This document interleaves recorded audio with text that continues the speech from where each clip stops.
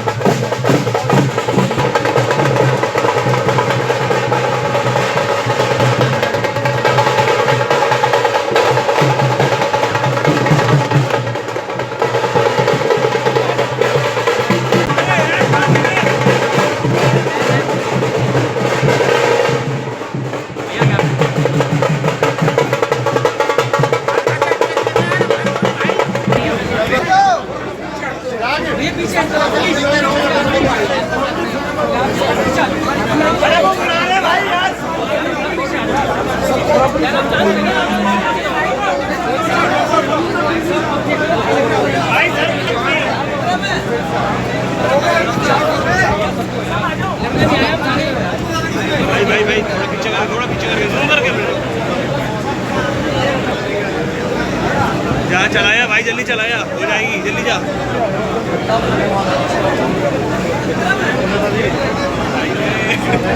Sonu sir, Sonu sir,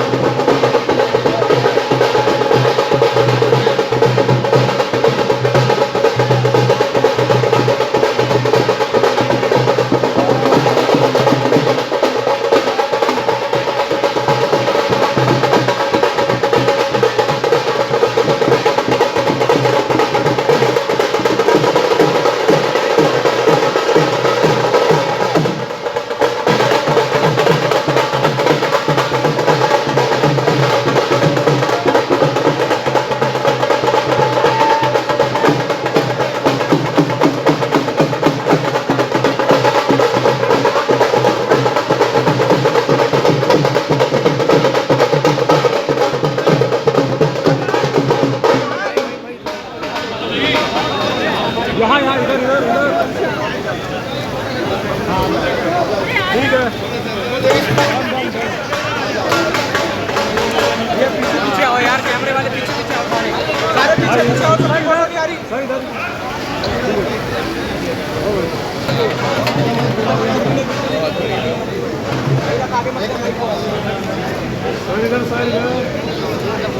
मैं ना photo उस पर विजुअल चला दूंगी आधे तो वो वाले उसमें इसमें आ रहा सारा ठीक है सर भैया आप तो आगे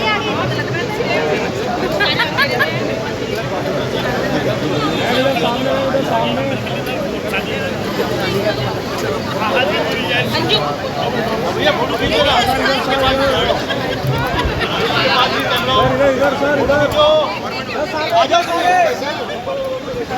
सामने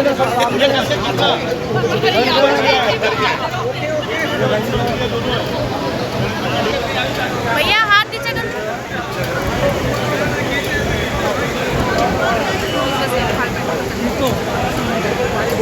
सर इधर सुनवाई नहीं आप वहाँ पे ऑलरेडी मेरे बहुत मार खराब कर रहे हैं लोगों ने। सामने सामने पैसे फोटो आ रही है, पैसे मुझे मत निकाल वीडियो में। हाँ खाना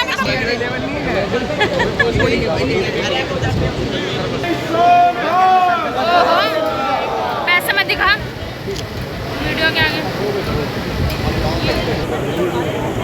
पानी देखिए सामने। पसीना पूछ रहे इससे बड़ा कमरे का बगैर हाँ जी सर सामने देखिए प्लीज। हटाओ उसको। हाँ जी सर सामने सामने देखिए सर। अरे क्या करोगे सर, इतनी वहाँ फोटो खिंचवाई और अब यहाँ पे एक हजार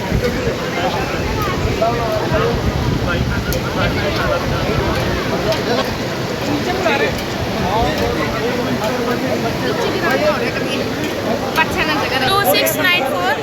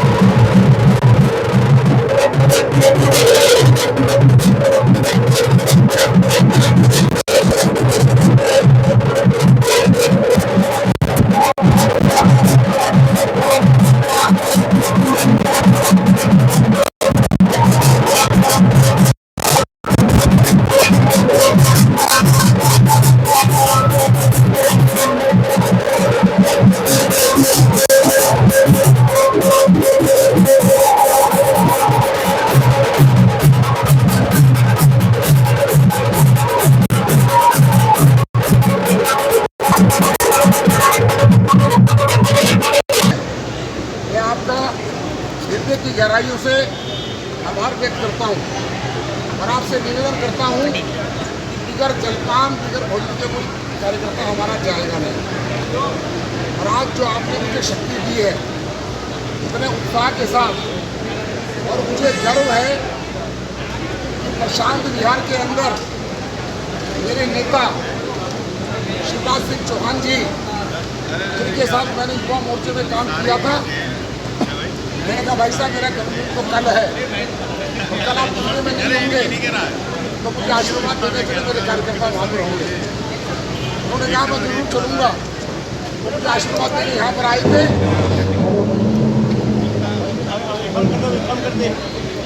और अभी तो मैं आप सब लोगों का नहीं कहता, तो मैंने उनको कहा कि भाई साहब मेरा जन्मदिन है, तो उन्होंने कहा कि मैं जरूर चलूंगा। मैं उनकी गाड़ी में बैठा, वो आए और जब मैं यहाँ आपका अभिवादन स्वीकार कर रहा था, मेरी पार्टी के राष्ट्रीय अध्यक्ष जेपी नड्डा जी, वो अंबिका विहार कोई सोसाइटी है सामने, मुझे पता लगा कि वहां आए हैं। तो मैंने कहा, संजीव ने मुझे कहा कि वहां आए हुए हैं, तो मैंने केवल मिस कॉल मारी तो उनका यहाँ पर फोन किया है, यहीं पर खड़े खड़े, और उन्होंने जो बात कही, कितने बड़े नेता है वो। उन्होंने कहा मैं मेरी सिस्टर के घर गया था और मैं ये कहने के लिए गया था, जब उनकी सिस्टर के बेटे की शादी थी तो मैं उस समय, उस दिन मेरे बेटे की भी शादी थी और नड्डा जी के भांजे की शादी थी। जो मेरा मेयर हाउस था, 15 दिन तक नड्डा जी की सिस्टर वहां पर थी। तो उन्होंने मुझे कहा, मैं मेरी सिस्टर को ये कहने गया था कि वो योगेंद्र चंदोलिया चुनाव लड़ रहा है जहां से उनकी सिस्टर ने अपने बेटे की शादी की थी। तो मैं इसलिए आया हूँ कि अवधि को जाना चाहिए। जय जय श्री राम। मेरे राजनीतिक जीवन के अंदर, मेरे राजनीतिक जीवन में ये मेरी उपलब्धियां हैं। जेपी नड्डा जी हो, अमित शाह जी हो, प्रधानमंत्री मोदी जी हो, और एक बार हमारे सिद्धार्थन जी बैठक ले रहे थे, उत्तर पश्चिम जिले का प्रभारी था, कार्यकर्ताओं की बैठक थी, उन्होंने कहा फोन स्विच ऑफ कर दीजिए सारे लोग और किसी का फोन बजेगा नहीं। और अगर किसी को लगता हो कि किसी का फोन, प्रधानमंत्री राष्ट्रपति का फोन आता है, तो हाथ खड़ा करो। मैंने हाथ खड़ा किया, मेरे पास फोन आता है, मेरे पास फोन आता है। तो बोले अच्छा आता है, मेरा आता है मेरे पास। और आज उन्हीं का प्रताप है, उन्हीं की मैं पहली चॉइस हूँ उनकी लोकसभा के। ये मेरा सौभाग्य है। मैं इतना कहना चाहता हूँ कि आपने मुझे आशीर्वाद दिया है, आप मुझे जिता रहे हैं और बहुत मतों से जिता रहे हैं। अगली बार क्योंकि मोदी जी ने 33% आरक्षण दिया है, हो सकता है अगली बार सिर्फ महिला हो जाए, तो जब महिला हो जाएगी तो उसको चुनाव लड़ाऊंगा।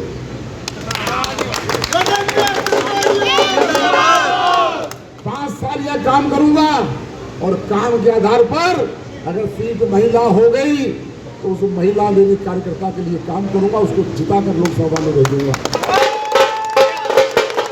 सीट ऐसी रही तो नरेंद्र मोदी जी की कृपा होगी तो लड़ाएंगे, तो लड़ूंगा, नहीं जिसको भी टिकट देंगे उसके लिए काम करूंगा। मेरा जीवन बड़ा संघर्ष वाला है। एक एक दिन मुझे याद है 2 अक्टूबर 1983 का, जब मैं आसाम के गुवाहाटी के अंदर बांग्लादेश घुसपैठ के खिलाफ, मैं विद्यार्थी परिषद का कार्यकर्ता था, मैंने गिरफ्तारी की थी मेरे नेता सुशील मोदी जी के साथ। अभी एक हफ्ता पहले उनका स्वर्गवास हुआ है। पुलिस ने इतना मारा था कि वो सोच नहीं सकते। और 1992 के अंदर लाल चौक पर जब डॉक्टर मुरली मनोहर जोशी जी तिरंगा फहरा रहे थे, उनके कमांडर थे नरेंद्र मोदी जी, और उन्होंने कहा था कि किस माई के लाल ने अगर दूध पिया है आकर हमें रोक ले। मुझे इस बात का भी खुशी है कि मैं वहां भी मौजूद था,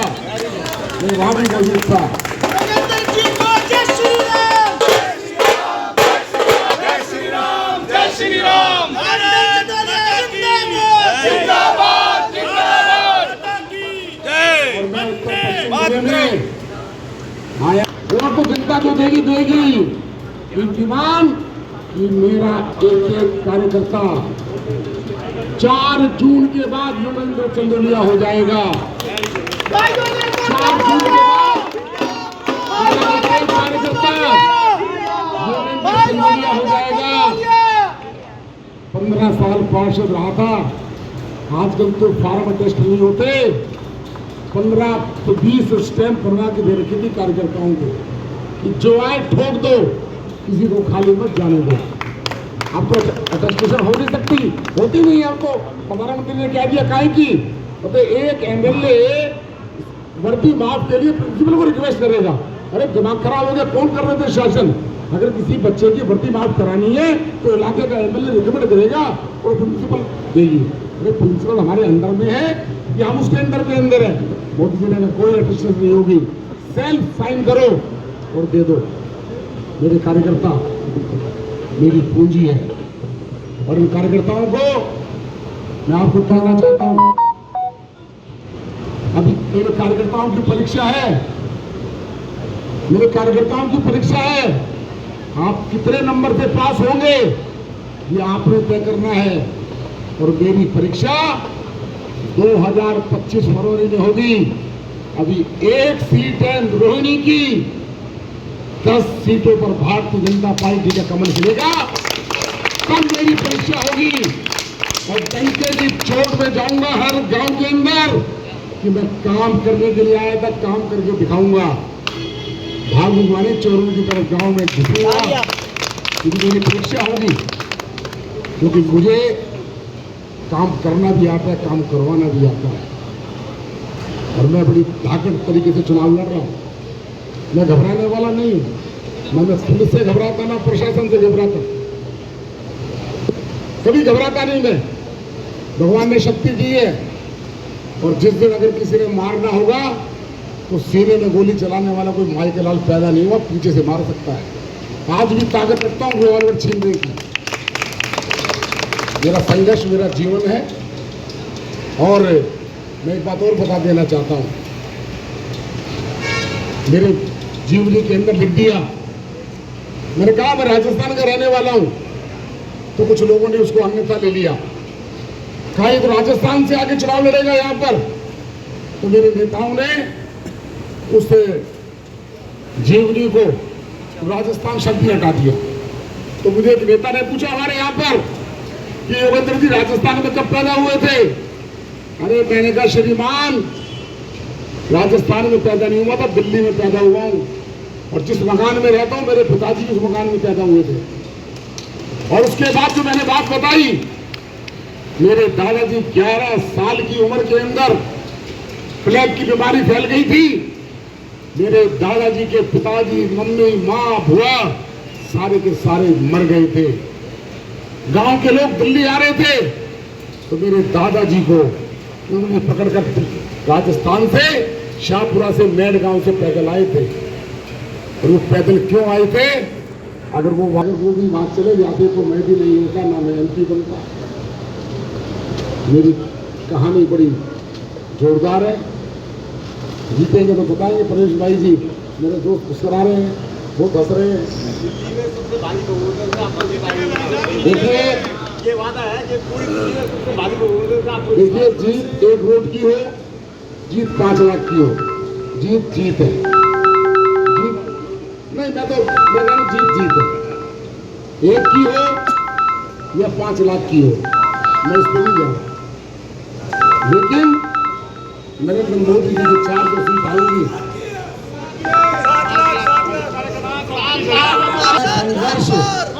मेरा संघर्ष 5 जून से प्रारंभ होगा। 25 तारीख को आप सब वोट डाल के सो जाना, फिर मैं जागूंगा, फिर मैं जागूंगा। इतनी ताकत रखता हूं कि मैं इस उत्तर पश्चिम लोकसभा को नरेंद्र मोदी को जब सौंपूंगा अगले 5 साल के अंदर, तो इतिहास बनाकर जाऊंगा, मैं वायदा करता हूं।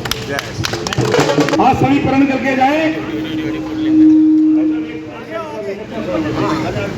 सभी प्रण करके जाए कि 100 फोन, ये जितने भी युवा साथी खड़े हैं ना, हम सारे कह रहे हैं, यहाँ पे भाई साहब भी कह रहे हैं कि आईएएस मतलब जब जीतेंगे हम 100 फोन करने का प्रण लेते हैं। आने वाले 3 दिन में सभी युवा साथी हमारे जन्मदिन का एक तोहफा देंगे, 100 फोन करेंगे भारतीय जनता पार्टी को वोटों के लिए। और सब मिलकर बोले, कन्हैया जी का जन्मदिन मुबारक हो।